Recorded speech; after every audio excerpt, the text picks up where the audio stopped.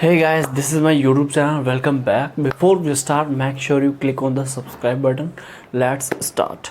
दोस्तों आज मैं आपसे बात करने वाला हूँ कि रीचेकिंग और जो रिवोल्यूशन और जो रिटोटलिंग होती है या फिर आप जैसे बोर्ड से कॉपीज़ मंगवाते हो तो उसमें है जो क्या क्या प्रोसेस होती है, किस में मार्क्स है जो बढ़ने के चांसेस रहते हैं, रिवोल्यूशन में मार्क्स बढ़ने के चांस रहते हैं या फिर रिटोटलिंग में रहते हैं, या फिर आप कॉपी मंगवाते हो जिसमें है आपको मार्क्स बढ़ने के चांसेस रहते हैं, और इसकी जो प्रोसेस होती है बोर्ड के द्वारा वो कितने दिन लग जाते हैं और इसका जो रिज़ल्ट आता है वो कब आता है और किस ट्रिक से, या फिर अपने को रेवोल्यूशन या फिर रीचेकिंग का जब अपन फॉर्म भरते हैं तो तब अपने को किन 3 चीज़ों का ध्यान रखना होता है, ये सारी की सारी डिटेल्स मैं आपको इस वीडियो के माध्यम से बताने वाला हूँ। दोस्तों सबसे पहले तो अगर आप ऐसी अपडेट्स पाने के लिए या फिर आप ऐसे अपडेट्स में इंटरेस्टेड हो तो चैनल को ज़रूर सब्सक्राइब कीजिएगा।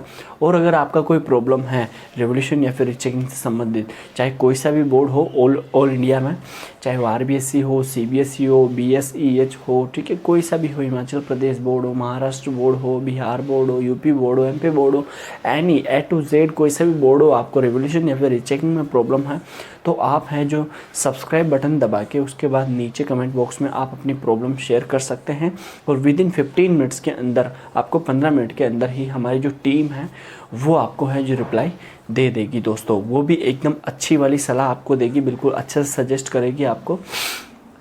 तो यहाँ पर सबसे पहले बात आती है कि रिवोल्यूशन क्या होता है। रिवोल्यूशन का मतलब वो होता है जैसे कि आपकी कॉपी में है कोई क्वेश्चन जो है कोई छूट गया है, जैसे आपने रिवोल्यूशन का फॉर्म के लिए अप्लाई किया, ठीक है, बोर्ड ने सभी की इसकी अलग अलग फीस डिवाइड कर रखी है अलग अलग राज्यों के अनुसार।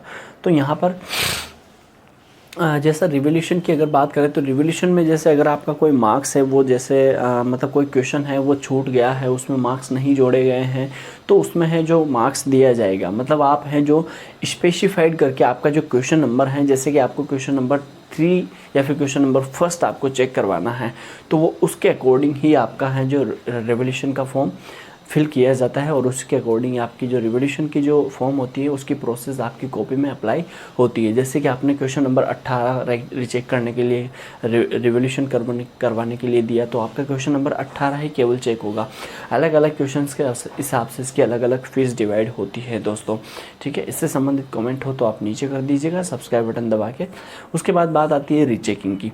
रीचेकिंग में आपकी कॉपी में वो होता है कि जैसे मान लो आपकी कॉपी है जो उसमें पूरी की पूरी दोबारा रीचेक होगी, जैसे कि आपको कोई क्वेश्चन आपका है या फिर कोई आंसर जो आपका आंसर सीट में है वो अगर आपका है वहाँ पर चेक हो रहा है लेकिन मार्क्स नहीं दिए गए हैं, या फिर है जो कोई क्वेश्चन चेक ही नहीं हो रहा है, ठीक है, तो वो सारी की सारी जो डिटेल्स होती है रीचेक, मतलब उसको दोबारा पुनः चेक किया जाता है आपकी कॉपी को। दोस्तों ये होती है रीचेकिंग। अब यहाँ पर बात आती है रिटोटलिंग। रिटोटलिंग में क्या होता है, रिटोटलिंग में ये होता है जब आप रिटोटलिंग का फॉर्म भरते हो तो वहाँ पर आपको है जो आपके मार्क्स जो पहले से ऑलरेडी दिए गए हैं उनको है जो रिटोटल किया जाता है, दोबारा उनको गिना जाता है केवल। ये रिटोटलिंग होता है, एक प्रकार से आपके मार्क्स की दोबारा जो गणना होती है वो रिटोटलिंग होता है। उसके बाद है जो बात आ जाती है जैसे कि आपकी कॉपी आपको मंगवानी है, ठीक है, तो उसके लिए भी है जो आप अपनी कॉपी को घर पे मंगवा सकते हो आराम से, या फिर आप ऑनलाइन उसे देख सकते हो अपने मोबाइल फ़ोन पे ही। तो उसमें है जो आप फिर हैं जो उसमें के माध्यम से थोड़ा क्लेम कर सकते हो आपकी भाई ये क्वेश्चन एकदम एग्जैक्टली राइट है।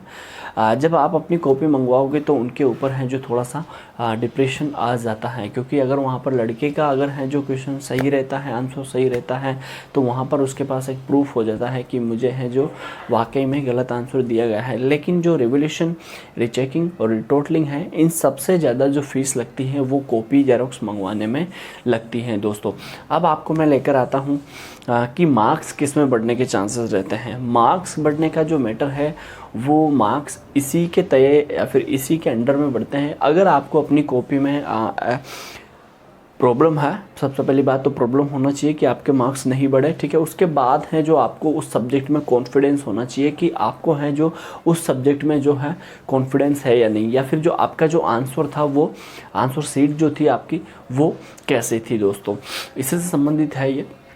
अगर आपको कॉन्फिडेंस था और अगर आपने आपके आंसर मैच कर लिए हैं, दोबारा पेपर देख के भी आपके पास पेपर पड़ा होगा, दोबारा आंसर मैच किए हैं, माइंड से मैच करना होगा वो, तो आपके हैं जो ज़रूर है आपके मार्क्स बढ़ेंगे। और मार्क्स घटने के चांसेस ज़्यादा रहते हैं या फिर बढ़ने के चांसेस ज़्यादा रहते हैं, ये भी चीज़ मैं आपको बता दूं।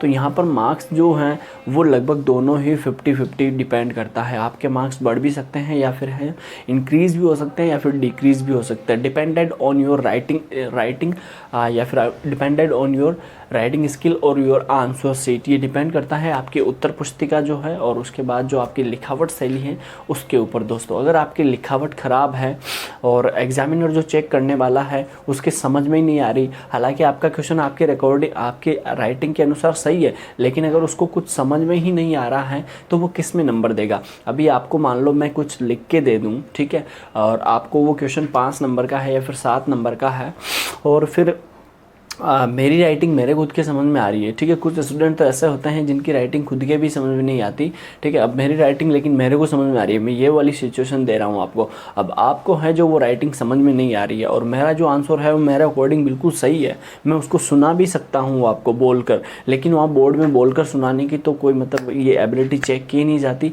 तो वहाँ पर अगर उसके कुछ समझ में ही नहीं आएगा या फिर आपको मेरी राइटिंग बिल्कुल समझ में नहीं आएगी तो आप उसमें नंबर दोगे किस में, ठीक है। और एक बात आती है कि नंबर है जो अगर कोई बच्चा है जैसे कि उसको है जो उसकी पूरी की पूरी कॉपी है जो ब्लैंक है, खाली है, उसने कुछ कोई से भी क्वेश्चंस का आंसर नहीं लिखा है, तो अगर बोर्ड उसको पास करना भी चाहे तो किस हिसाब से वो पास करेगा उसको, आप थोड़ा सोचिएगा इस बारे में। अगर आपने है जो क्वेश्चन नंबर फर्स्ट है, क्वेश्चन पैसेज है इंग्लिश में फर्स्ट 7-8 नंबर का जो आता है, उसमें अगर आपने किसी का आंसर ही नहीं दिया है तो उसमें मार्क्स आपके आएंगे कहाँ। और लेकिन अगर आप उसमें ट्राइंग टू आंसर कर रहे हो, आप कोशिश कर रहे हो आंसर देने की और कुछ किया है आपने, तो वहाँ पर वो 7 में से ज़्यादा आपको 1 नंबर तो ज़रूर दे सकता है दोस्तों। या फिर अगर आपने अच्छे से क्वेश्चन किया है तो 7 में से 7 भी आएगा। लेकिन जो क्वेश्चन नंबर फर्स्ट में जो विच मीन्स वाले जो सिमिलर वर्ड जो अपोजिट वर्ड आते हैं तो वहाँ पर हैं जो सारे के सारे स्टूडेंट्स हैं वो कंफ्यूज हो जाते हैं।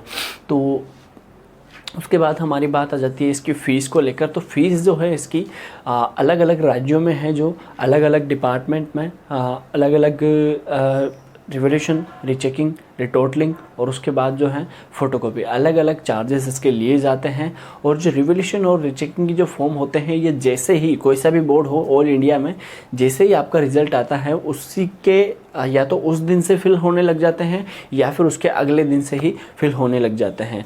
और जबकि RBSC का क्या है, RBSC ने अभी जो साइंस का वाला था उनका ये क्या है, रिज़ल्ट आने के 10 दिन बाद तक है जो इसको फॉर्म फिल किया जाता है, ठीक है।